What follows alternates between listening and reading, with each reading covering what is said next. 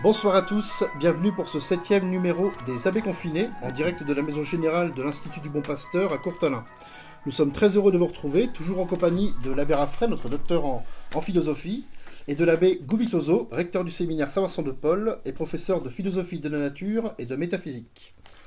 Ensemble, nous allons essayer de répondre à cette fameuse question: sommes-nous maîtres de notre destin?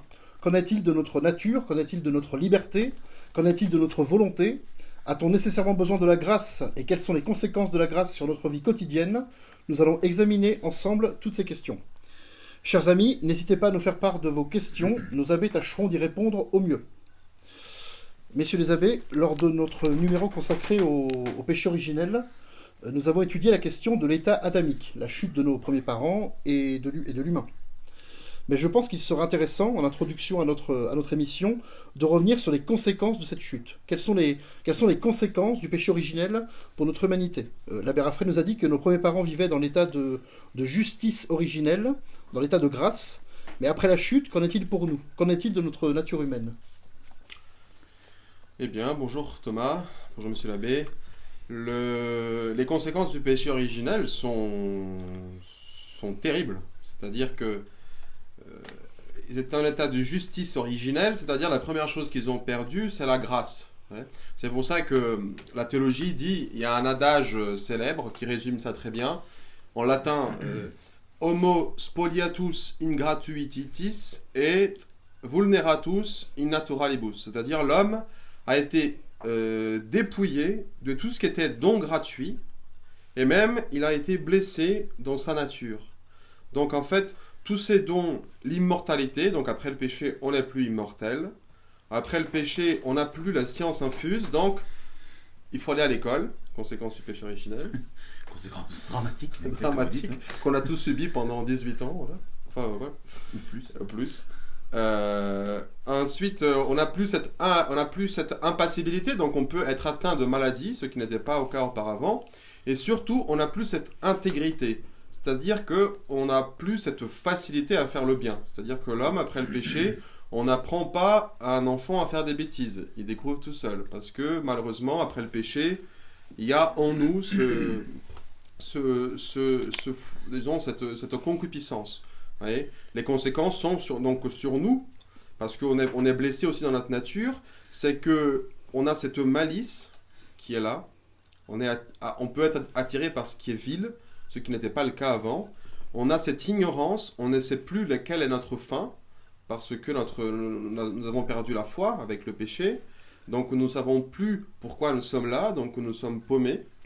Nous sommes dans l'obscurité, pour ainsi dire. Et surtout, nous avons aussi une faiblesse de caractère qui s'installe. C'est-à-dire que, comme dit saint Paul, je connais le bien qu'il faut faire. Je veux faire ce bien, mais je n'y arrive pas. Ouais. Je ne fais pas le bien que je veux, mais je commets le mal que je ne veux pas. Donc non, ma volonté le veut en plus, mais elle n'a pas la force pour s'y tenir. Donc tout ça, ce sont des conséquences du péché originel, et c'est le monde dans lequel nous vivons. Très bien. Dans la Genèse, il est dit que l'homme a été créé à l'image et à la ressemblance de Dieu. Alors qu'est-ce que c'est, monsieur l'abbé, être à l'image et à la ressemblance de Dieu? Alors, comme on l'a dit dans la conférence sur le péché originel ou sur la création de l'homme, effectivement, cette expression « l'homme a été créé à l'image et à la ressemblance de Dieu » est interprétée selon la nature et la grâce. C'est-à-dire que dans sa nature, dans notre nature humaine, nous avons sommes à l'image de Dieu parce que nous sommes des êtres spirituels. Alors nous sommes des êtres spirituels dans un corps, ou avec un corps, mais nous sommes spirituels comme Dieu est spirituel, c'est-à-dire que nous avons l'intelligence, capable de connaître le vrai, et la volonté, cette capacité de d'atteindre le bien. Et l'intelligence et la volonté sont ces deux facultés de tous les esprits. Et comme Dieu lui-même est intelligence et volonté, eh bien nous aussi nous sommes intelligence et volonté. Donc ça nous avons été créés en ce sens à l'image de Dieu. Et puis, alors pourquoi l'image et la ressemblance? Eh bien parce que Dieu non seulement nous a donné cette image, ces capacités à notre portée, évidemment. En Dieu, intelligence et volonté sont infinies, ce qui n'est pas le cas chez nous, évidemment. Mais de plus, Dieu veut nous élever jusqu'à lui pour nous faire participer à la perfection de sa propre nature. Et ça, c'est ce qu'on appelle la grâce, et c'est en ce sens que la ressemblance de Dieu est interprétée dans la Genèse. Alors ce qui est très intéressant, c'est que Adam et Ève eux-mêmes, ils étaient des hommes comme nous, c'est-à-dire qu'ils avaient une nature humaine limitée, mais ils ont été créés en état de grâce. C'est-à-dire qu'eux-mêmes aussi étaient appelés par Dieu à la béatitude éternelle, dans l'éternité, qui consiste à jouir de la présence, de l'amitié, de cette amitié, de cette intimité avec Dieu, que Dieu seul peut nous donner. C'est-à-dire que la nature humaine n'est pas capable, par ses propres forces, ses propres ressources, d'atteindre. Alors, pour revenir à votre question, et puis pour éclairer ce que vient de dire l'abbé Gubitoso, le péché originel, en fait, a abîmé la nature humaine, premièrement, a fait perdre la grâce à Adam et Ève, parce qu'ils ont commis un péché, donc ils ont perdu cette amitié avec Dieu. Ils ont été, comme il a dit, ensuite dépouillés des dons préternaturels, de ces choses qui venaient orner les premiers hommes. Et puis ensuite, la nature humaine elle-même a été blessée, même dans ses capacités naturelles. C'est pour ça qu'on dit que, comme vous venez de le dire, la nature a été blessée dans ses éléments naturels. Donc, en particulier dans intelligence et volonté. C'est-à-dire que notre intelligence est obscurcie, elle a du mal à atteindre la lumière de la vérité, et notre volonté est sans force, elle a du mal à agir en vue du bien. Mais alors, est-ce que par le péché originel, on a perdu définitivement cette ressemblance avec Dieu? Alors, ce qui peut être éclairant pour comprendre un peu la doctrine catholique sur cette question, c'est de la comparer à l'erreur faite par Luther, ou par tout le protestantisme issu du luthéranisme, qui est une conception, disons, radicale du péché originel. Pour Luther, le péché, non seulement a abîmé la nature, l'a blessée, mais il l'a corrompue substantiellement. C'est-à-dire que désormais, pour Luther, en fait, la nature est, pour ainsi dire, détruite, c'est-à-dire que nous sommes rendus radicalement incapables, par les seules forces de la nature, de connaître quoi que ce soit de bien et d'agir envers quoi que ce soit de bon et de connaître quoi que ce soit de vrai. Ce qu'il dit, c'est que un mal radical, est désormais niché dans le cœur de l'homme. Et donc, l'homme est rendu, selon Luther, encore une fois, radicalement incapable de coopérer d'une quelconque façon que ce soit à son salut. Et d'ailleurs, il compare la nature humaine à un tas de fumier, et il dit, ce tas de fumier, c'est ce que c'est un tas de fumier, c'est-à-dire que c'est quelque chose qui est radicalement qui est corrompu, qui est un domaine dont on ne peut rien faire. Et alors, quand Dieu nous sauve, ce qu'on appelle la justification, parce que Dieu peut rendre juste l'homme pécheur, eh bien la justification, ce serait comme la neige qui tomberait, une couche de neige qui tomberait sur le tas de fumier, c'est-à-dire qui recouvre d'un blanc manteau la pourriture intérieure de la nature. Et c'est là où Luther, justement, exagère trop ces conséquences du péché originel, parce que il dit que l'homme est à la fois juste et pécheur, mais que la justice n'est rien d'autre qu'une couverture, qu'un manteau qui vient recouvrir la pourriture intérieure de la nature humaine. C'est vrai qu'exposé comme ça, on voit clairement l'absurdité de cette pensée, et quand on voit les condamnations de l'Église, c'est très clair le problème. Mais c'est vrai que quand la doctrine est exposée dans le détail, c'est plus difficile de voir ces choses-là, parce qu'effectivement, personne ne niera que l'être humain est rempli d'amour-propre, que nous sommes tous remplis de... Simul justus et peccator. Voilà, c'est ça. Juste et pécheur. À la fois, juste et pécheur. C'est-à-dire, mais évidemment que c'est plus subtil, bien sûr. Alors ça, c'était la doctrine de Luther, donc du protestantisme. Que dit la doctrine de l'Église catholique? Alors, la doctrine de l'Église catholique, effectivement, c'est subtil, hein, ce sont des questions de termes aussi, et puis un luthérien vous dirait que Luther n'a pas exactement dit ça, ou que les luthériens actuels ne pensent pas exactement ça, donc c'est assez complexe, mais effectivement, il y a une partie de schématisation pour simplifier les choses, mais le décret sur la justification, alors vous savez que le Concile de Trente, dans les années entre 30 et 45 du XVIe siècle, était une réponse aux erreurs de Luther, qui est dans les premières décennies du XVIe siècle, et donc il y a un texte qui s'appelle le décret sur la justification, et qui répond aux erreurs de Luther.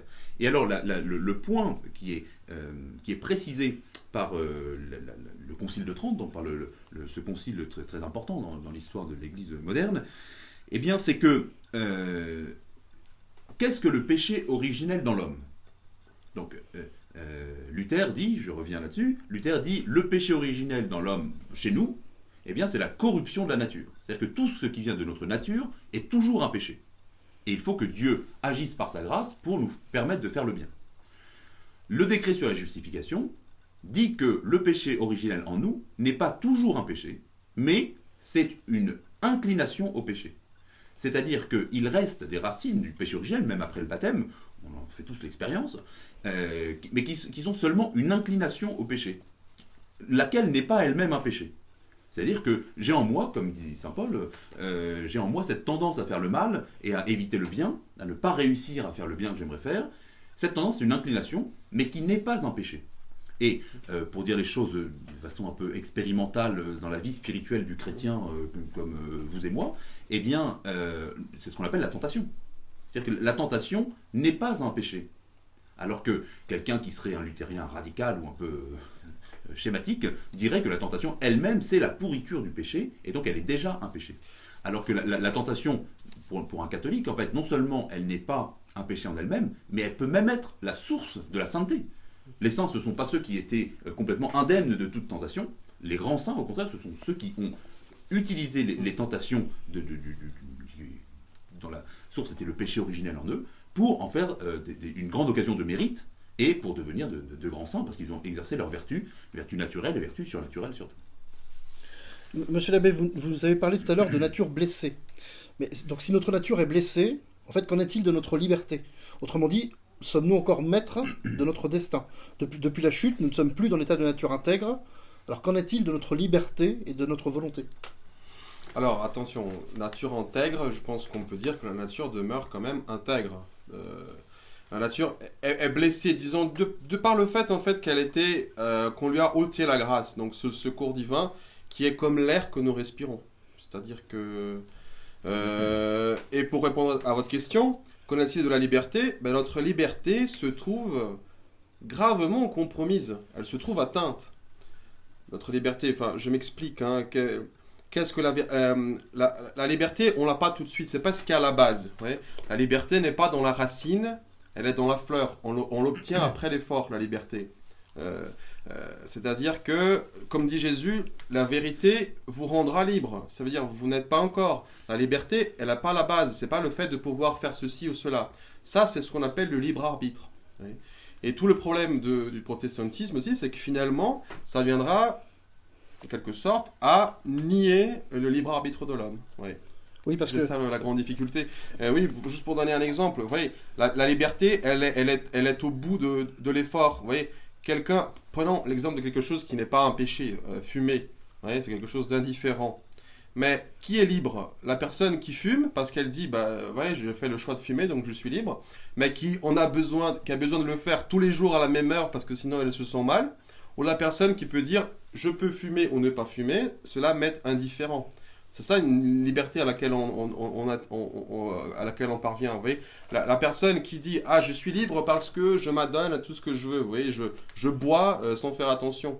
Mais dès qu'elle passe devant un bar, elle se sent en fait attirée à y entrer et à boire de nouveau. Donc en fait, elle n'est pas vraiment libre. Elle est enchaînée.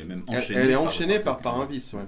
Ce que vous dites, c'est qu'on conserve notre libre arbitre. Mais donc, je voudrais revenir sur cette citation de saint Paul dans l'Épître aux Éphésiens, chapitre 1-5, qui dit « Dieu nous a choisis dès avant la création du monde pour que nous soyons saints et irrépréhensibles devant lui, nous ayant dans son amour prédestinés à être ses fils adoptifs par Jésus-Christ, selon sa libre volonté. » Prédestinés. Donc, si nous sommes prédestinés, qu'en est-il de notre libre arbitre? Tout à fait. Nous sommes prédestinés. Dieu sait qui ira au ciel, qui ira en enfer. Il le sait depuis toute éternité. Et c'est grâce à lui qu'on va au ciel. Parce que c'est lui qui nous a donné cette grâce. Le ciel ne nous est pas dû. Donc cette vérité est absolument... Il faut l'assumer, mais c'est sans embâche. C'est la révélation elle-même. Et pour ainsi dire, en fait, la doctrine catholique consiste toujours à tenir les deux bouts de la chaîne en même temps. C'est pas une doctrine du ou ceci ou cela, c'est la doctrine de eux ceci et puis ça aussi, ouais, les deux en même temps. Donc en même temps que nous devons affirmer la consistance de cette nature humaine créée par Dieu, qui a le libre arbitre, qui peut se déterminer, nous devons tenir ce que nous dit Jésus, que sans la grâce de Dieu, on ne peut rien faire. Jésus dit, chapitre 15 de Saint Jean, je suis le cep, on dit le cep, c'est ça en français ? Oui. Le cep, et vous êtes le sarment. Si le sarment n'est pas greffé au cep, il s'assèche, il est mort, il ne porte pas de fruits. Donc, il dit une formule très forte, sans moi, vous ne pouvez rien faire. Parce que la grâce, pour cette vie surnaturelle dont parlait l'abbé Raffray, qui est une autre vie, est comme l'air que nous respirons. Oui. De même que nous sommes soutenus par Dieu en chaque instant dans notre être naturel, dans ce que nous sommes, dans ce que nous faisons, Dieu opère en nous le vouloir et le faire, dit saint Paul, aussi dans le plan de la grâce, sans Dieu, nous ne pouvons rien faire. Oui. Ça, c'est une vérité. Mais Dieu agit en nous selon la nature qu'il nous a donnée. Sinon, il serait incohérent. Il nous a donné une nature libre. Donc, cette grâce aussi s'opérera selon cette nature. Vous voyez, comme on apprend en philosophie au séminaire, tout ce qui est reçu, dit saint Thomas, est reçu selon la forme de celui qui reçoit. Vous voyez, c'est un exemple très simple. Si vous mettez de la soupe dans un bol, la soupe prendra la forme du bol. Vous voyez. Donc, c'est un peu grotesque comme exemple, mais la grâce de Dieu s'opère en nous selon nos modalités. Vous voyez. Quand le vent souffle sur le bateau, le vent, disons qu'il s'adapte à la conformité des voiles et tient compte de la forme du bateau. Donc de la même façon, voilà, ça se passe dans la vie spirituelle.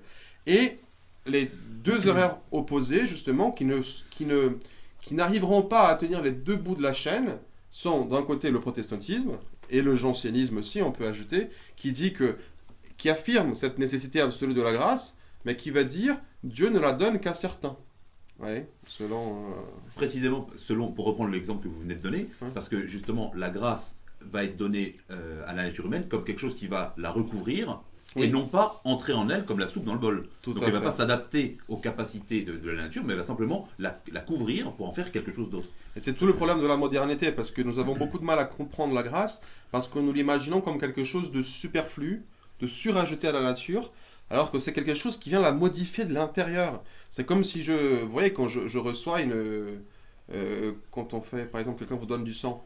Une transfusion sanguine. Une transfusion sanguine, c'est que l'exemple est un peu fort aussi, mais ça coule, la vie divine coule en nos veines, elle coule en nous. Et nous sommes rendus fils de Dieu, non pas par une adoption juridique, comme pour les hommes, vous voyez, où j'adopte un enfant, cet enfant en soi, il n'a rien à voir avec moi, c'est juste par un cadre légal, juridique. Alors l'adoption divine est différente. Nous sommes rendus fils de Dieu parce que nous sommes transformés par sa grâce. Peut-être vous pouvez exposer un peu ce que vous venez de dire, les deux excès. Oui, les deux excès, pardon. Donc un excès, c'était le protestantisme et le jansénisme. Donc c'est la grâce de Dieu qui écrase la nature humaine et il n'en reste plus rien parce qu'elle est abîmée, elle est sale, elle est pourrie, voilà. Et donc en fait c'est Dieu qui fait tout, quasiment, dans cette affaire. Et puis à ce moment-là, combien il y en a qui se damnent, c'est parce que Dieu n'a pas voulu qu'ils se sauvent. Donc pour le coup, là, on tombe dans la prédestination négative de Calvin, c'est-à-dire Dieu prédestine certains pour le ciel, d'autres pour l'enfer. Ce qui n'existe pas dans la doctrine catholique. Dieu ne prédestine pas les gens en enfer. C'est vrai qu'il ne va pas donner des grâces qu'il aurait pu donner à certains. Mais bon, ça c'est une autre question, c'est plus compliqué. Et de l'autre côté, on a ce qu'on appelle le pélagianisme. Du moine Pélage, c'était réfuté déjà au début de l'Église. Mais c'est quelque chose qui revient souvent, c'est en fait le naturalisme. Là, on a une vision trop optimiste de la nature humaine. En fait, donc c'est l'homme qui se sauve parce qu'il est bon en lui-même, comme si le péché n'avait pas touché. Et en fait, à ce moment-là, il n'a pas vraiment besoin de la grâce. La grâce, c'est juste un ornement, quelque chose de supplémentaire. Alors que c'est pas ça. Le mouvement premier est toujours de Dieu. Vous voyez ? Imaginons que nous sommes dans une partie d'échecs. Dieu, il a toujours les blancs. Voilà, c'est toujours c'est toujours Dieu qui donne le premier mouvement, et pour n'importe quelle bonne action que nous faisions. Ce que vous dites, monsieur l'abbé, c'est qu'en fait, nos actes sont libres, mais que dans nos actes, il y a absolument rien qui soit de nous sans être d'abord de Dieu. Oui. Je pense que c'est une très bonne expression parce que ça reprend d'ailleurs les théories de la cause première et des causes secondes qu'on a essayé d'exposer avec nos mots lorsqu'on a parlé de Dieu comme cause première du monde. Et c'est exactement ce qui est le cas pour les rapports entre nature et grâce. C'est comme cause première et cause seconde, d'une certaine façon. C'est-à-dire que Dieu agit en nous tout en conservant notre liberté et notre capacité d'agir comme cause. Donc c'est-à-dire que Dieu ne détruit pas notre action en agissant à travers nous. Mais Dieu ne nous remplace pas et pourtant nous ne faisons rien sans Dieu. Alors juste une petite précision. Je pense que cette question justement de la liberté et de notre liberté par rapport à l'action divine est d'autant plus compliquée à comprendre de nos jours dans la pensée moderne parce que il y a vraiment une mauvaise compréhension de la liberté depuis les philosophes des temps modernes qui s'est insérée partout dans le monde d'aujourd'hui. Pour dire les choses très simplement, si on demande à n'importe qui qu'est-ce que c'est être libre, c'est faire ce qu'on veut. Comme si la volonté était une capacité à se déterminer sans aucune contrainte, sans aucune aide et sans aucune raison. C'est vu comme une pure absence de contrainte. Exactement, pure absence de contrainte, mais non seulement de contrainte, évidemment. Si quelqu'un me met un revolver sur la tempe, je ne suis pas libre, c'est ce qu'on appelle la liberté physique. Ou si on m'enchaîne quelque part, je ne peux plus avancer, c'est la liberté physique. Mais pour les modernes, en fait, la liberté, ça va être une pure autodétermination, c'est-à-dire, il ne faut pas même qu'il y ait un bien qui guide le désir de ma volonté. Donc, c'est ce que dit Kant, par exemple. Il dit, quelqu'un qui fait un acte bon, qu'est-ce que c'est qu'un acte bon? En fait, ça n'existe pas. Un acte totalement libre n'existe pas, parce que même celui qui fait le bien, eh bien, en fait, même la religieuse qui va aller soigner un malade mourant du coronavirus quelque part, eh bien, en fait, même si on a l'impression, et elle prétend qu'elle fait ça gratuitement, eh bien, au fond, elle se dit, peut-être que le bon Dieu va me voir, et ça va m'apporter un intérêt par la suite au ciel. Donc, en fait, il dit l'acte libre absolument n'existe pas. Et donc, parce qu'on est toujours déterminé par un certain bien. Ça, c'est Kant, ce que dit Kant. Oui, c'est une constante dans la pensée moderne, que la liberté doit être une pure autodétermination. Je fais ce que je veux, c'est moi qui décide de ce que je vais faire. Mais, et ça c'est tout à fait opposé à une conception plus classique de la liberté, telle qu'on la trouve chez les médiévaux ou dans la pensée catholique classique. C'est-à-dire que la liberté, c'est plutôt cette capacité d'avancer vers le bien, vers ce pourquoi je suis fait. Et quand vous disiez tout à l'heure que la liberté, elle est plus dans la fleur que dans la racine, c'est exactement ça. C'est-à-dire que la liberté, c'est pas un absolu départ de moi-même, une absolue décision de ce que je veux faire. Mais c'est plutôt l'accomplissement de ce qui est bien pour moi. Et vous comprenez que si on conçoit la liberté comme les modernes, c'est-à-dire comme une pure autodétermination, alors il faut que j'échappe à Dieu pour être libre. Et donc l'acte libre, c'est celui dans lequel Dieu n'interviendra pas du tout. Alors que pour saint Thomas d'Aquin, par exemple, l'acte le plus libre, c'est celui de faire le bien, donc c'est celui qui correspond totalement au mouvement premier de Dieu, donc qui rentre totalement dans ce mouvement que Dieu a donné à ma nature, vers la fin de cette nature, qui est l'accomplissement de mes facultés, et puis pour l'homme, le bien surnaturel. Donc, pour ça, je pense que c'est compliqué de comprendre ces questions dans la pensée moderne, et surtout, il faut se départir de cette vision complètement, tout à fait moderne, de la liberté comme celui qui échappe, comme détermination, celui qui échappe à Dieu. Parce que vous comprenez que qu'est-ce que c'est la conséquence de cette doctrine? Eh bien, c'est que finalement, je ne suis véritablement libre que quand je fais le mal. Parce que c'est en faisant le mal que j'échappe à Dieu.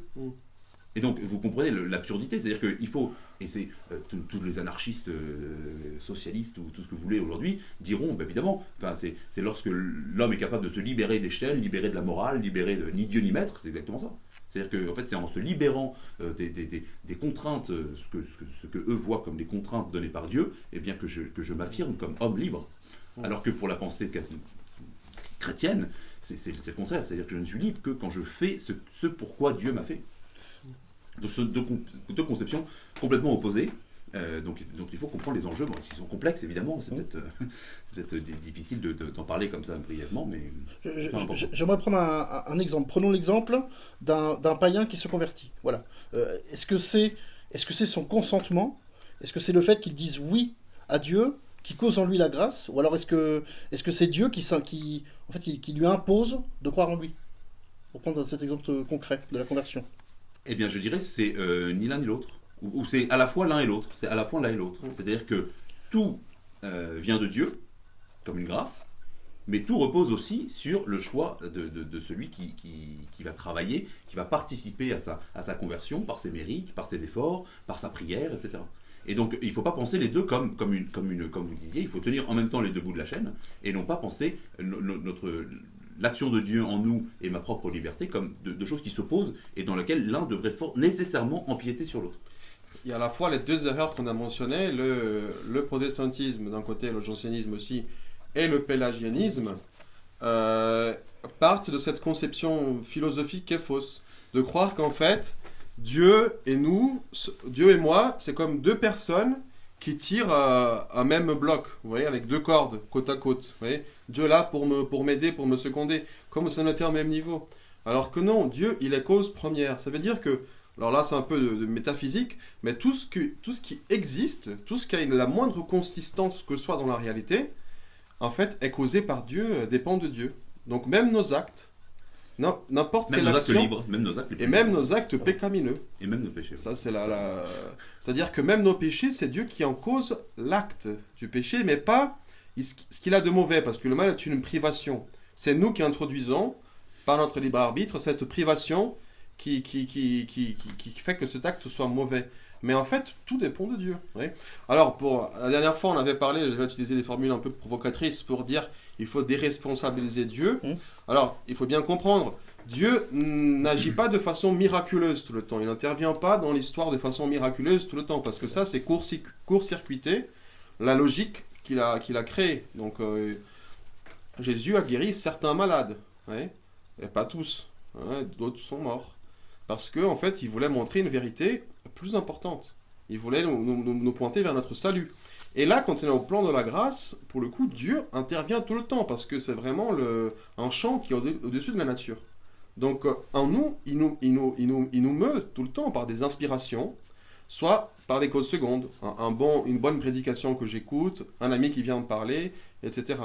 Donc, par exemple, dans cette crise du coronavirus, ouais, même s'il y a cette souffrance, Dieu en tirera un bien plus grand, mais au niveau de la grâce, au niveau de comment nous affrontons cela, des conversions que cela peut susciter, etc. Mais ça rejoint un peu effectivement ce qu'on avait dit dans notre émission sur le problème du mal. Donc oui, nous sommes maîtres de notre destinée, oui, mais Dieu aussi. Nous sommes tous les deux maîtres ce sont deux causes, deux causalités, deux efficiences qui sont subordonnées, mais qui sont totales. Les deux. Oui. Donc nous sommes maîtres de notre destinée et Dieu aussi est maître de notre destinée.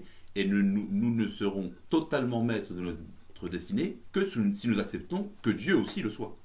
Et qu'on n'entre pas dans cette concurrence par rapport à Dieu. Alors, mais si les abbés, on pourrait vous rétorquer que bon, tout cela, ce sont des querelles byzantines, que ce sont des propos de savants. Tridentines. Mais en fait, de tout ce dont on a parlé, est-ce qu'il y a des conséquences concrètes pour la vie chrétienne? En fait, voilà, on a parlé du rapport entre la nature et la grâce, entre la volonté humaine et la volonté divine, mais comment tout cela peut m'éclairer dans mon quotidien? Les conséquences sont immédiates. C'est-à-dire que d'un côté, vous allez avoir une attitude qu'on peut dire surnaturaliste, où en fait, je me dispense de tout ce qui est moyen naturel. À partir du moment, je ne sais pas, où je prie, ouais, je me dispense d'être prudent, d'avoir même les vertus de base. Je ne prends pas les moyens naturels. Vous voyez, c'est comme si, je ne sais pas, j'ai une prolifération de souris dans ma maison, ouais, et je vais prier le saint patron du combat contre les souris, et seulement ça, et je ne vais pas utiliser de poison, Saint-Martin de Porres, je crois. et je ne mets pas de piège, je ne mets pas de poison, et les souris vont continuer, parce que les miracles comme ça, c'est pas tous les jours que ça arrive. Donc c'est une sorte de surnaturalisme, Et d'un autre côté, ce serait une tendance qui est tout aussi dangereuse, qui est la tendance naturaliste. C'est-à-dire, on évacue la grâce, ou la grâce est juste quelque chose d'accidentel, et on pense que c'est par nos forces, toutes seules, qu'on va y arriver. Donc il faut tenir ce besoin absolu de la grâce, et en même temps se rappeler de ce que dit saint Augustin, le Dieu qui t'a créé sans toi ne te sauvera pas sans toi. Donc si tu ne fais rien, ça va mal se finir. Je pense qu'on peut trouver même des applications très concrètes pour les gens qui regardent. Par exemple, dans l'éducation, je pense qu'il y a un tas d'applications qui sont très, très, très évidentes. C'est-à-dire que le père de famille qui dit « moi je me préoccupe de l'éducation spirituelle de mes enfants et donc je leur apprends toutes les prières par cœur, on va à la messe, etc. Et puis je leur donne des cours de catéchisme et je suis très exigeant, je leur parle de la consécration du monde au cœur immaculé de Marie, etc. qui est très bien. Mais en même temps, je suis au chômage et puis je leur montre pas l'exemple, j'apporte pas d'argent pour nourrir le foyer, etc. » Ou la mère de famille qui dit « moi je ne fais pas manger aujourd'hui parce que je vais à la messe ». Alors si c'est dimanche, ça peut être justifié, enfin on peut manger le dimanche, mais la mère de famille qui dit moi je vais à la messe tous les jours de l'année, mais ses enfants ne sont pas éduqués, elle ne s'occupe pas de leurs devoirs, elle néglige son devoir d'État, ça ce serait un excès surnaturaliste. Et puis dans l'excès inverse, est peut-être même plus courant, c'est-à-dire celui qui dit écoutez, moi je dois travailler donc j'ai pas le temps d'aller à la messe le dimanche, je dois me distraire mes enfants donc on part en week-end et donc on n'a pas le temps d'aller à la messe, et puis la prière du soir, c'est important qu'ils dorment pour être en forme demain matin pour l'école et donc on fait pas la prière du soir. Ça, ce sont des écueils, ça serait l'erreur naturaliste qui privilégierait toujours le bien et la vertu, le devoir d'État justement, au point de vue naturel, en négligeant l'aspect surnaturel. Il faut alors que les deux sont importants. Non seulement les deux sont importants, mais quand il y a deux choses, il y a toujours une priorité. Et la priorité, c'est le surnaturel, évidemment. Donc, par exemple, c'est scandaleux de considérer que de mettre au même niveau, par exemple, la fermeture des églises catholiques pour la messe pendant l'épidémie, au même niveau qu'un hôtel ou un bar, un cinéma. Voilà, parce que à ce moment-là, on est dans une perspective purement naturaliste, où en fait, on ordonne le bien religieux, notre salut, à un bien humain. Donc, de la même façon, c'est-à-dire que ceux qui disent l'intérêt de il faut tirer du bien de cette épidémie et puis que l'homme en sorte grandi, que l'humanité en sorte plus unie, plus solidaire et qu'on remette en cause les systèmes de santé, etc. et que l'homme en tire des leçons pour l'humanité. C'est un manque de vie surnaturelle, de vision surnaturelle en tout cas, en disant qu'est-ce que Dieu attend de nous, et il attend au premier sens la conversion et le retour vers Dieu des hommes et des sociétés. Donc, vous voyez, il faut... C'est la conspiration contre toute forme de vie intérieure, comme dit Bernanos. De la même façon, ce serait une erreur surnaturaliste que de dire, devant l'épidémie, on ne fait que prier et on pas de masque, pas d'alcool gel, pas de médecin, et puis tant pis, Dieu reconnaîtra les siens, que l'épidémie se répande, etc. Messieurs les abbés, nous avons quelques questions de nos spectateurs. La première question, le péché originel, tel qu'il est raconté donc dans les Écritures, induit-il, alors ça rejoint un petit peu l'émission qu'on a fait la dernière fois, induit-il une vision pessimiste de l'homme ?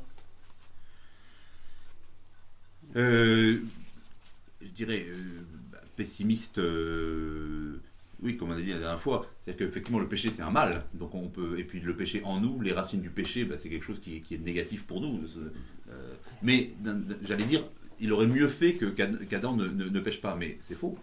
Parce que finalement, justement, comme on disait l'autre jour, Dieu nous a donné comme solution quelque chose de plus admirable encore, de plus beau encore. C'est-à-dire que ce qui avait été donné gratuitement à Adam dès la création, la grâce et les dons préternaturels, eh bien, nous est désormais donné par Jésus-Christ, c'est-à-dire par Dieu lui-même, qui se fait homme, qui vit parmi nous, qui vient nous sauver. Et ça, c'est d'une valeur infinie, parce que désormais, on a un droit au mérite de Jésus-Christ qui nous a acquis sur la croix. C'est le Félix Culpa. Je pense qu'il faut garder quand même... la nature humaine a perdu ses dons, donc elle est plus orientée vers le bien grâce à la grâce. Mais elle garde sa beauté. Et saint Thomas, il est totalement émerveillé devant la beauté de la nature humaine, même après le péché. L'intelligence, la volonté, tout ça, c'est à l'image de Dieu. Donc il faut garder au contraire, je pense, cette vision, alors non pas trop optimiste comme au point d'être pélagien, mais non pas pessimiste comme les luthériens et le jansénisme. Oui. Et puis d'ailleurs, un élément qui revient à cette question, c'est la capacité de notre intelligence. C'est précisément, on a parlé des preuves de l'existence de Dieu. Pour la foi catholique, pour saint Thomas d'Aquin, l'intelligence est capable de démontrer l'existence de Dieu. Même quelqu'un qui n'est pas chrétien peut parvenir par un raisonnement à Dieu, et donc ça va être une aide, ça va être une étape dans sa conversion. Alors que pour Luther, par exemple, la raison humaine est tellement abîmée qu'elle est incapable de parvenir à démontrer que Dieu existe, elle est incapable à parvenir à une quelconque connaissance de Dieu. Et ça, ce serait une vision pessimiste. Donc le pessimisme serait plutôt évidemment un excès, alors que notre nature n'est pas complètement détruite.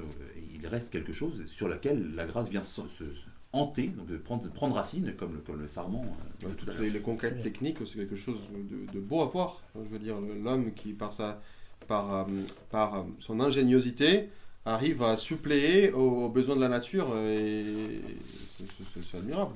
On pourrait parler aussi de tout le bien naturel que l'Église a fait comme un moyen de répandre la vie de la grâce. Tous les hôpitaux, les écoles, l'éducation, c'est l'Église qui a été le fer de lance de la civilisation à travers le monde. Surtout dans les milieux où il y avait la grâce, où il y avait cette vie surnaturelle, que la vie naturelle se portait mieux. Voilà. Et comme disait, c'était chez certains, je crois, chasser le surnaturel. Voilà, vous aurez moins que le... Il restera tout ce qui n'est pas naturel. Messieurs les abbés, une autre question de Bruno qui nous dit: nous devrions avoir le choix d'être nés ou pas nés. Ceci est bien sûr impossible, mais le fait d'être punis par l'enfer si nous n'avons pas suivi les règles chrétiennes, cela me semble comme une dictature spirituelle. Alors, qu'est-ce que vous pouvez répondre à Bruno?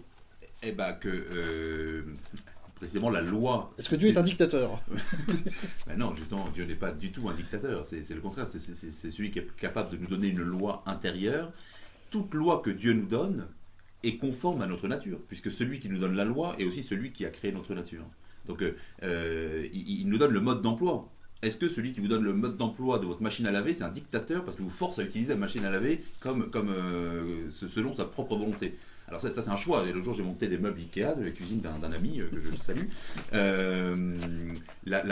Si vous n'utilisez pas la notice, à un moment, ça marche pas, quoi. Vous avez beau vous dire ça va aller. Et alors c'est un choix. On peut dire les Suédois, là, ils sont en quel de dictateurs et balancer la notice de démontage. Mais je vous conseille pas parce qu'après, ça va faire des problèmes, quoi. Il ne faut pas concevoir la loi comme quelque chose, c'est une notion moderne, comme la volonté du législateur, comme quelque chose de purement arbitraire. La loi, dit saint Thomas, c'est une expression de la raison pratique. C'est pour ça que les sages doivent gouverner. Parce que c'est ceux qui voient comment fonctionne le monde, comment fonctionnent les choses, quelles sont les lois de la nature, qui doit guider les autres pour leur montrer le chemin. La loi, elle indique le chemin. C'est pas quelque chose qui vient vous restreindre. La loi est là pour vous conduire à la liberté. Il y a une très belle image dans un des sermons de Bourdaloue, il prend l'image de l'oiseau. Il dit, imaginez un oiseau qui se plaint du poids de ses ailes, en disant je dois traîner ses ailes et elles sont beaucoup trop lourdes pour moi. Eh bien c'est celui qui se plaint, le chrétien qui se plaint de la difficulté de la loi de Dieu, de la loi morale, eh bien il serait comme cet oiseau, il se rend pas compte que, évidemment, il y a un aspect de poids, mais c'est ça qui lui permet de s'élever vers Dieu. Et donc d'atteindre les sommets et de réaliser sa nature. Comme l'oiseau, c'est ça qui fait qu'il peut voler. De la même façon, c'est la loi morale qui nous permet d'accomplir ce qui est beau et grand dans notre nature humaine et d'aller bien plus haut, puisque ça nous permet d'atteindre Dieu, et ce qui est du domaine de la surnature. Merci beaucoup, messieurs les abbés, pour votre participation. Merci à vous, chers amis, de nous avoir suivis encore une fois. N'hésitez pas à nous laisser vos commentaires et vos suggestions. Demain, nous nous retrouverons à 17h pour parler de ces signes sensibles qui communiquent la grâce de Dieu dans notre âme. Je parle bien sûr des sacrements. Nous essaierons de mieux comprendre comment ça fonctionne. Nous comptons sur vous et n'hésitez pas à nous envoyer vos questions. Nous avons également mis en place un petit sondage sur Facebook. N'hésitez pas à y répondre. Ça serait pour organiser nos prochaines émissions selon vos préférences. Voilà, nous avons sélectionné quelques pistes de réflexion. À vous de nous répondre. Sachez que le sondage sera clôturé demain, vendredi soir, à 20h. Oui, parce que, disons pour la semaine prochaine, parce que demain, ce sera la dernière émission du cycle, vendredi, et puis lundi, pour recommencer un nouveau cycle, en fait, on a fait plusieurs propositions, donc soit poursuivre dans cette voie de philosophie et théologie, soit passer à des applications plus concrètes de la vie chrétienne, donc sur la prière, les sacrements, la pratique, les pratiques de l'oraison, etc., les pratiques spirituelles de la vie chrétienne quotidienne, soit passer à un tout autre sujet qui serait plutôt des questions d'actualité. Des phénomènes de société. Sur la société moderne, donc on a posé des questions de l'écologie, le du progrès, le transhumanisme, la question de la etc. virilité. Voilà, la question peut-être la théorie du genre, des choses comme ça. Donc voilà, n'hésitez pas à participer, à voter, et puis on se pliera à la loi de la démocratie. Je vous rappelle que vous pouvez trouver tous les podcasts de nos émissions sur notre chaîne YouTube et sur le site internet de l'Institut du Bon Pasteur. Merci à l'abbé Wilhelm Thorbjörn, lui aussi toujours fidèle à la technique. Bonne soirée et à bientôt.